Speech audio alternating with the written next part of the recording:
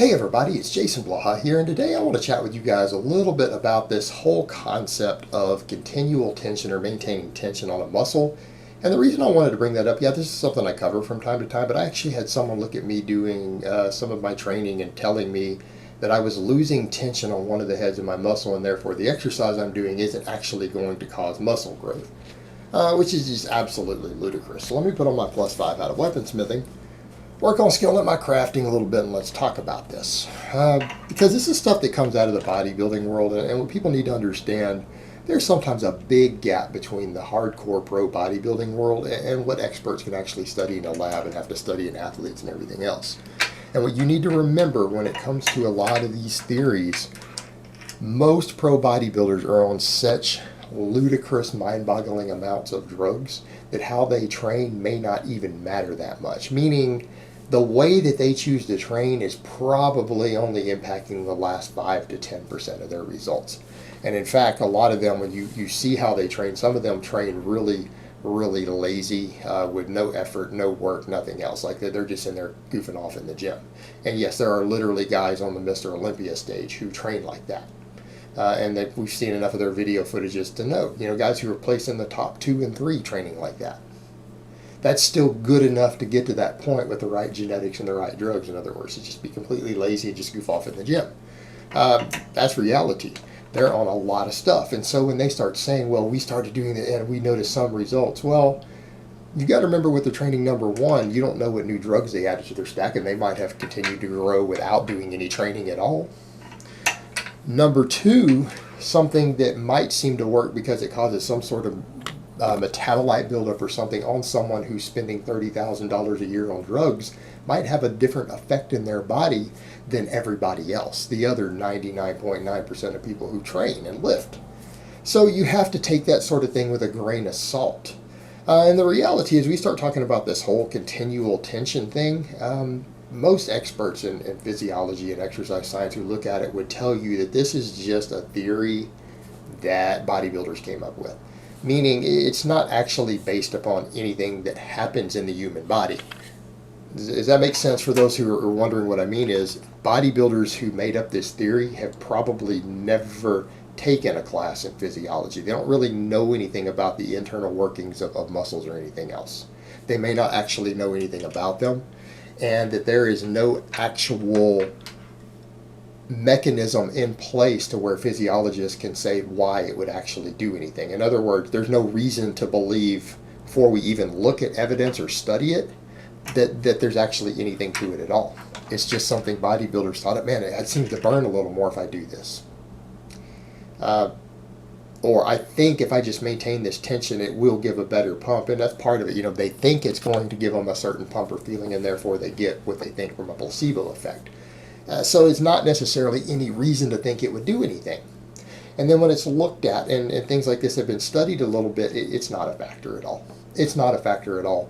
The thing that seems to stimulate hypertrophy the most seems to be just the amount of work that you do and how you choose to space it out or do certain types of reps is actually really of secondary importance.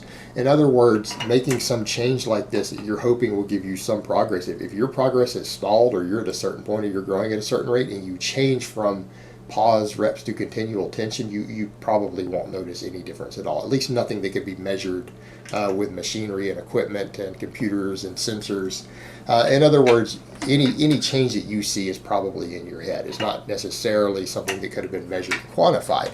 And also, people have to remember, when you just try something, it doesn't mean that actually worked. In other words, you didn't control the variables, and you didn't take a similar person to you to look at to continue to do something else. In other words, you might have been training a certain way and gaining muscle at a certain rate, and you added something new or changed something in your training, and you just continued to make gains.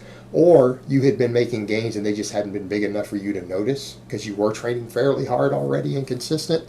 You make a change for a few months, and then you start noticing the growth that you had been building over time anyways. And you might not have gained muscle any faster than you already were. And in fact, you might have even slowed it down a couple of percent and still not realize that that's what happened, because when you finally notice the accumulation of your work, because that takes a long time. There are times when we train for 6 months or a year before we see a real difference in something, and it's not necessarily the thing we changed in the last few months that caused it. It was that buildup, and when we finally got to the point to where we noticed it, because changes are small, particularly when we see ourselves every day, then all of a sudden maybe you think the thing you changed mattered. But the truth is there's no actual evidence to back this idea. There are plenty of studies showing pause work, singles, everything else produce muscle growth just fine. In fact, maximal muscle growth has been achieved with a variety of different training modalities. In other words, when it's been studied and looked at in humans, there is not actually one single way that stimulates maximal muscle growth. We could talk about performance, we could talk about joint angle, specificity, strength, all this stuff. That's a more nuanced topic. But muscle growth itself, there doesn't actually seem to be one specific training modality that produces superior muscle growth to everything else, right? There's a variety of different methods that all seem to produce, when put in the right environment, really good muscle growth, like great muscle growth. It's been done with really high reps, with medium reps, with low reps. People have gained muscle with compound movements, with isolation movements. We're talking about stuff that is on different extremes when it's looked at in studies. Once workload and fatigue and everything start to become, reach a certain threshold, maximal muscle growth or close to maximal muscle growth just tends to stimulate anyways. As long as progression is there and enough volume is there and everything else, maximal muscle growth is achieved. And again, that's the training end, and then you have the rest, recovery, and fuel end of it. So when you start looking at the whole growth process and the stimulation and adaptation process to it, it really isn't as dogmatic as that. And that's kind of the funny thing. When I say something like that and I say this doesn't matter for training, it doesn't mean you shouldn't do it. It doesn't mean you can't do it and still get maximum results. It just means it's not a factor, right? That's all we're saying, is that you can believe that that's a factor all you want, but the evidence isn't there for it. And people have done the exact opposite and still got phenomenal results, including even in human studies where the scientists are controlling this stuff. So people have done some of the things, and they've done sometimes the exact opposite, and both times sometimes you see really similar results. And that's been the interesting thing. We get into, again, the rep range one is really interesting when you look at that. People have had this idea that there are hypertrophy rep ranges. Well, we're getting studies now to where we see that 3 rep sets, 10 rep sets, 20 rep sets are all capable of producing very similar amounts of muscle growth. So when someone then says, well, which rep range is best for muscle growth? Which of these 3 is best for muscle growth? The answer would probably be yes. They all seem to be able to produce if the workloads are high enough, if the tension is high enough, if the recovery is there.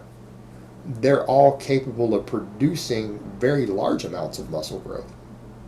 So when you start asking stuff like, oh, best, or you start saying things like, you have to do this, because people have got really jacked doing nothing but pause work.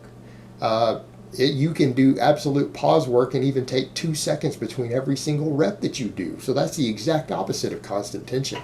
People have done that without drugs and gotten pretty jacked. People have also done the continual tension thing without drugs and gotten pretty jacked.